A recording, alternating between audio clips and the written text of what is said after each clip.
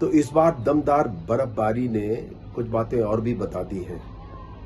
हम खेल कूद खूब मचाते होंगे मसूरी में, दार्जिलिंग या फिर मनाली, कश्मीर की घाटियों में, लेकिन इसके दूसरी बातें भी समझ लेनी चाहिए।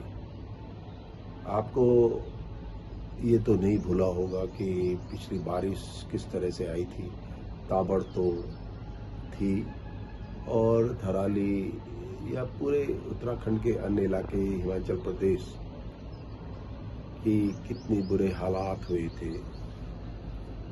जल ने जो अपना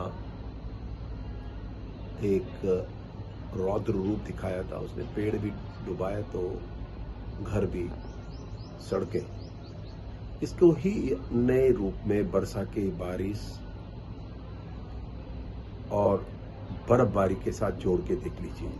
जो बर्फ टुकड़ों टुकड़ों में आनी चाहिए थी तो एक साथ गिरने लगी है। तो इसके अच्छेपन की कहानी तो ये कही जा सकती है कि कुछ हद तक इसने हमारे आने वाले समय के लिए जल की असुरक्षा को एड्रेस किया होगा।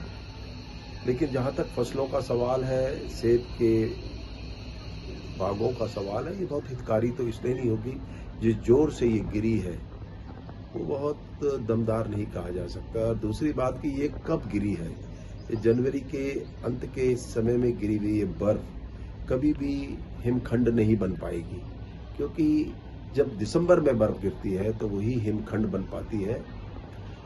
ये बर्फ तत्काल पिघल जाएगी। अगर ये ऊंचे हिमालयों में भी उसी तरह से गिरी होगी तो ये अवलांच भी बन सकती है।